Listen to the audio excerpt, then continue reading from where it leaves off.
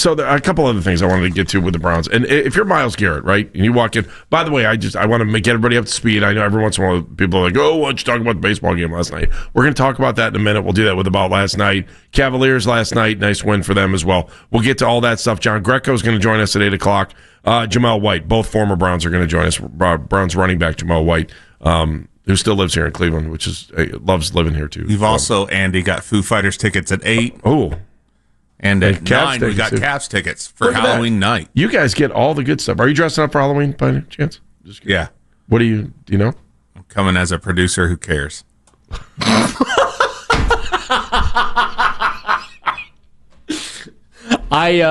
that is the best line I've ever heard. I've ever heard. Well, I went to a Halloween party Friday night. It's where I had my beatbox. Please tell me you dressed as a scarecrow. Congratulations on all your success. No, yes. I went as Clark Kent.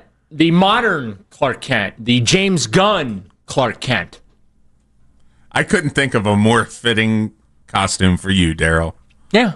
Than Clark Kent. Yep. Yeah, I'm going to go as Fat Batman. That'll be my next one. Batman? Oh, yeah. Ben Affleck, right? Ben Affleck was like Fat Batman. I'm not going to lie. The shirt that I bought, the Superman logo shirt that I bought. Yeah. The new one or the old? The new one. Because he's James Gunn. I'm the James Gunn Clark Kent. So, yes, I wore the new logo. It really did feel like a medium, though. It was a little tight. Would you borrow that from Keith or no? No, but not going to lie. Keith is the man of schmedium. I kind of felt like I'm just jealous. A chubby version of Clark Kent. Little thick in the midsection. Totally could dress as Scarecrow, and you would kill it. No. I've been working on them, trying to, like the rest of me is thin, but like all the weight is like landing in one area. Oh, you must be in a relationship then. That's why it's the only time you gain weight, right? Reckless speculation. Best way to lose weight, fall in love, right? Yeah. That's why I weigh 10,000 pounds. That's what love will do for you. That's why I fluctuate every 7 to 10 years.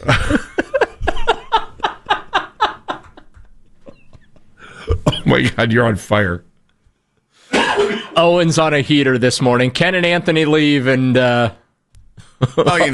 personality changes a little. All right, if you're Myles Garrett and you walk into Berea yesterday morning, are you walking to Andrew Berry's office and saying, "Get me the you-know-what out of here"? Well, figure out a way to rip up my contract. I'll give you back all the money. I'll do anything I can. Get me out of here. I still want to know what they said to him, that he knew the plan that was going on that was so great. If there was something outside of money, right? If there was something outside of money that got him to stay this year, I'll be shocked. Because, by the way, I mean, is there a chance maybe they could figure out a way to do something with his contract, and by November 4th, Myles Garrett could turn into 2, maybe 3 first-round. I don't know if it's 3 first-round picks. You'd probably get 2 for him. I would think so, too. Although, with the way he's going right now, I would totally be greedy and ask for 3. Oh, why wouldn't you? Maybe 2 firsts and 2 thirds, 2 seconds. A second. He went into the weekend with 5 sacks. He left the weekend with 10. Here's the shame of it, and we'll get into your scenario. Okay. We'll get into, because my question is, if you're Myles, did you walk in yesterday and go, "Get me out of here. I'm done"? He put together an all-time historic performance, and the Browns weren't even competitive on the scoreboard. Like, this reminds me of so many Browns teams, and there have been many of them, that have been awful to watch over the years, where you have one really great player, and on those teams it was either Phil Dawson or Josh Cribbs or Joe Hayden. Ryan Pomprion. Ryan Pomprion. Hey, Butch Davis he did draft a Pro Bowler. He's got that going for him. Of course he did, yes. It was Ryan Pomprion. That's usually the joke. It was a long snapper. You have to explain it. You probably didn't need I know, but that could be a deep cut for some folks, because a lot of people try and forget those years ever happened. Keep going. A lot of years in the expansion time that we try and forget actually happened. But that's the shame of it, is that Myles put together an all-time historic effort, and the team just wasn't competitive. I would have spiked my helmet and sat at the end of the bench all by myself as well. But that's where my sympathy with Myles ends. This is what you saw when you walked around Super Bowl Media Row and looked into every television camera and spoke into every microphone that you could find to tell the world, channeling your inner Logan Roy from Succession, they are not serious people. They're not serious about winning. It's not a serious franchise. It's not a serious organization. And I've had enough. I am not wasting my career the way Joe Thomas did and so many others that have come before me within that franchise. I'm not doing it. And then a month and a half or about a month later, you go ahead and you agree to a $40 million per year contract extension. And everything's right with the world. You're on board with the plans that they laid out for you. Oh, they told me what's going on. I know what the plan is. Yeah, because, nothing makes me more excited to stay with a losing organization than when they tell me, we're going to bring back Joe Flacco, we're going to sign Kenny Pickett, and we're going to draft 2 rookie quarterbacks. Maybe he thought bringing Flacco back was a good idea. Well, wasn't it the team podcast that Andrew Siciliano does for them, in which Garrett said, I know what the plan is, and he had that sly grin on his face, and we all got excited. Yeah. Because, Myles knows what's up. He signed for 40. Something good's going on here. Something good's about to happen, right? We all got excited about it. And then we got Kenny Pickett first.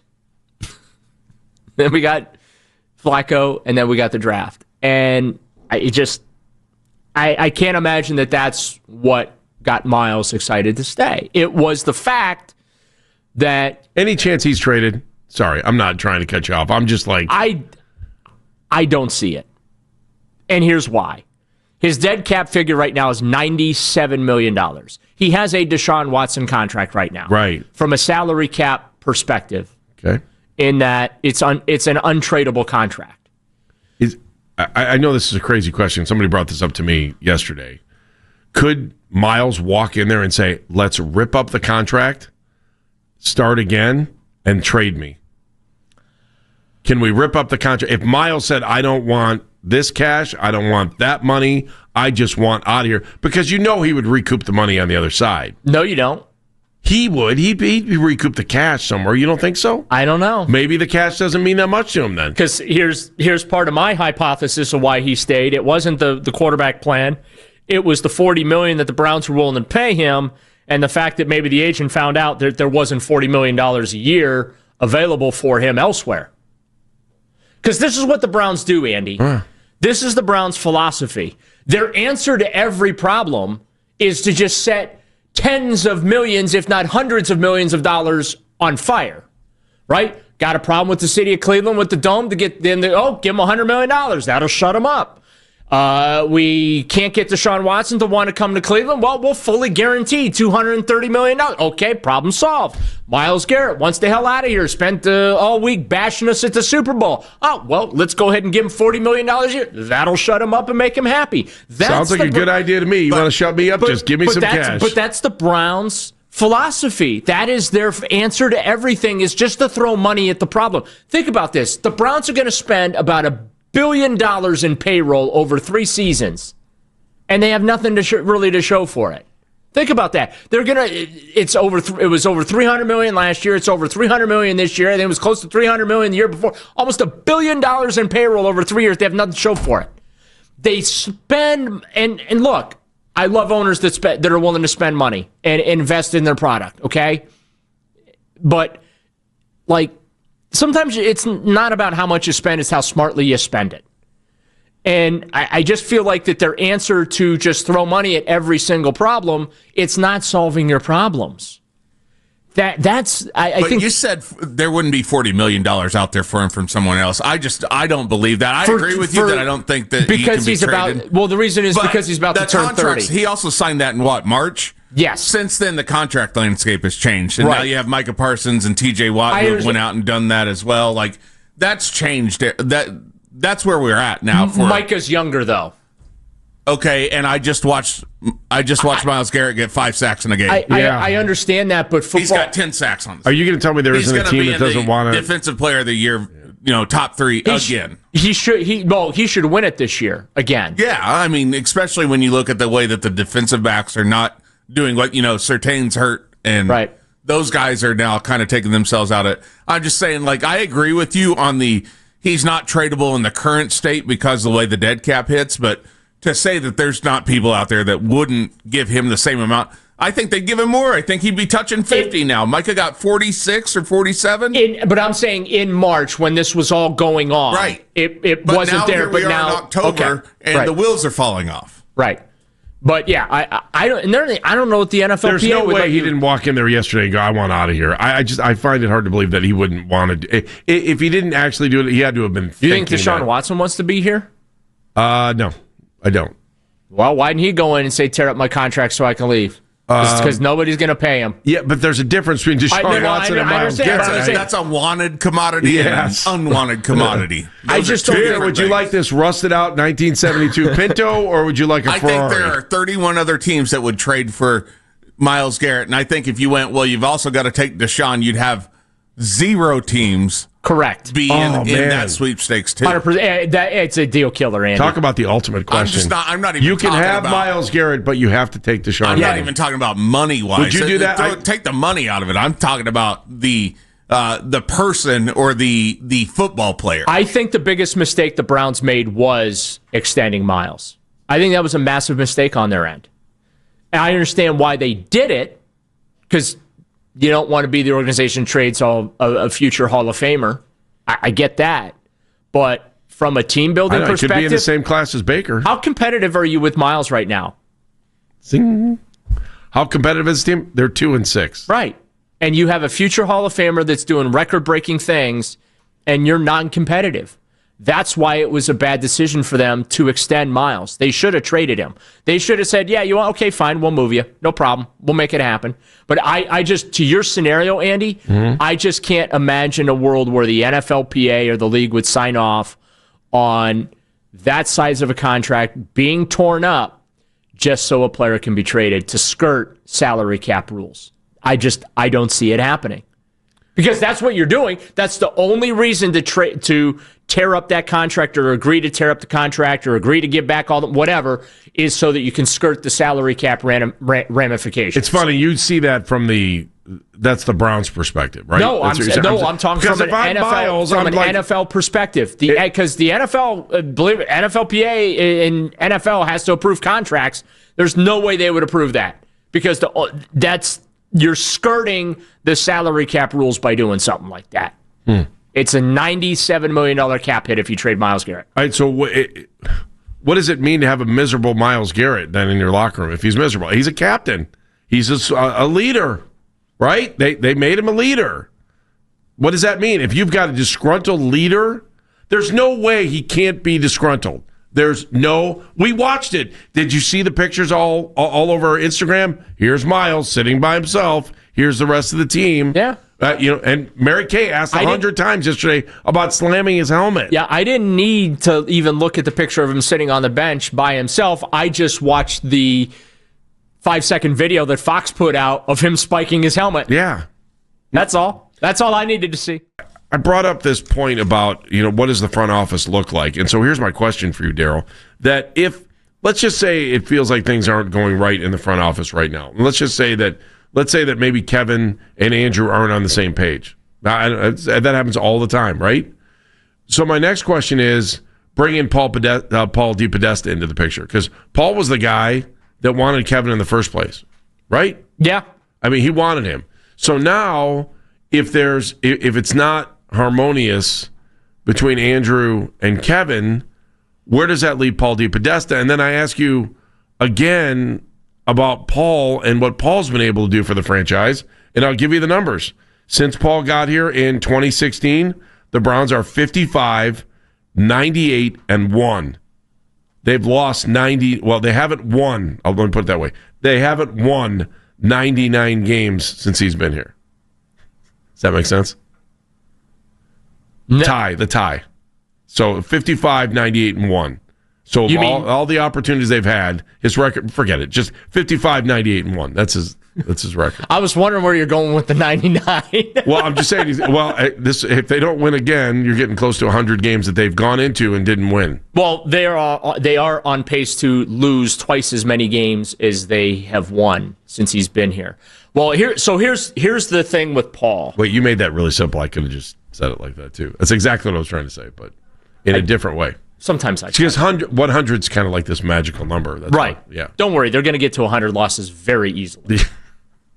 That is. Where does that leave? Where would that leave the front office if they're not getting along? I'm going to pull a Charles Barkley here and say I guarantee they will be at 100 losses with Paul DePodesta as the chief strategy officer by the end of the year. Here's the thing with Paul: he's not just football. Paul has his fingers in everything with the organization, and not just with the Browns, but just Haslam Sports Group as a whole. Crew, Bucks, stuff like that. Right. Yeah. So he has helped them out in a variety of areas, including the dome, financial. So there is a misperception out there that Paul DePodesta is hanging out in his cottage on the beach in San Diego, video chatting with Andrew Berry, telling Andrew Berry what to do. Okay. Or telling Kevin Stefanski what to do. Okay. That's not necessarily the full picture. DePodesta, as the chief strategy officer, is involved in a wide range of activities within like Haslam Sports Group. Can I cut right to is he have any influence in personnel on the field? He advises, but my understanding is he's not making decisions and he's not directing decisions. He's providing the information. He's providing the data. Here's what. So the data said, hey, it's a really good idea. Let's bring in 2 veteran quarterbacks and let's draft 2 rookies to start this season. Is that a data-driven? Well, I don't know that that's a Paul DePodesta thing. I think, Andrew Berry is the executive vice president of football operations and general manager. And now I need to take 3 deep breaths after having to say that. Yes. You'd have to ask Andrew. And, he's the one driving the bus on the personnel because that's his job. And clearly here's the thing. I don't think Andrew Berry consulted Kevin Stefanski on the Joe Flacco trade. That's my opinion. Okay. Kevin's never going to say that. I don't think Andrew will ever cop to that either. Do you think Kevin liked the trade? No. He was furious because go back to the week a couple days after, it was the Friday leading up. I forget what game it was, but Kevin said, in no world did I think Joe Flacco was getting traded this year. That was Kevin's way of saying, I'm pretty angry about this. This is not what I wanted. This is not what I thought was best for the team. Kevin really believed, even though Joe wasn't playing great, but I think part of the reason Joe wasn't playing great, no receivers, and the offense stinks. Because he goes to Cincinnati without knowing half the Bengals playbook, and he looks like he did with the Browns in 2023. And you know what? Maybe that was part of the problem. Maybe things got too complex for Joe Flacco. Because he didn't know the Browns playbook when he got here in 2023 either, after throwing passes to his dad and his cousin and his brother and whoever else, his kids on high school fields, while he was waiting for a phone call in mid-November from somebody. Maybe that was part of the problem, is the playbook is a little too, intricate or whatever. But it also comes down to the wide receiver room that Andrew Berry gave him to work with. As I've said, Jerry Jeudy's a number 2 receiver at best. He's not a number 1. And that's not me dumping on Jerry, although it'd be nice if Jerry would catch the ball when it is thrown to him on a consistent basis. But 2 targets in a game does not cut it. Not for a guy you gave a contract. You got to throw the ball to him. You got to throw it more to Harold Fannin. Got to throw it more to David Njoku. Like, you got to throw it to guys that'll catch the darn thing. Yeah, but don't Why you are look you at the throwing it to Isaiah Bond? I know, I'm a broken record. I said this yesterday. It's frustrating to me. I mean, he is a wide receiver, though, Isaiah Bond got hit in the side of the head with a football at the goal line. I am not interested in that guy at all. You're wiping him off the face of the earth after one bad play. Yeah, that's one bad play. It's happened twice. It's happened in 2 different games. It happened 2 weeks ago, and it happened this week, or 3 weeks ago. Here's my inherent problem with the whole conversation. He looks clueless out there when he's running the routes. Yeah, but beyond Isaiah Bond, How many passes did they throw the other day? 2 were recepted by a wide receiver. You mean caught by a receiver? Recepted. You mean received by? No, receptacle. That's what they were. You put trash in the receptacle. They had 2 catches. I have 3 hours and 7 more minutes of this. They also targeted their top receiver. I didn't realize I was working with Mensa over here. Okay, keep going. They had 2 targets. Jerry Jeudy had 2 targets. He's their top wide receiver. Yeah. Isaiah Bond was their number 2 wide receiver in that game. He had 4 targets. And neither one of them had a catch. And neither one of them had a catch. 0 for 6. That's the problem. The problem is... Jamari Thrash had the only catches of the receiver core, too. Yes.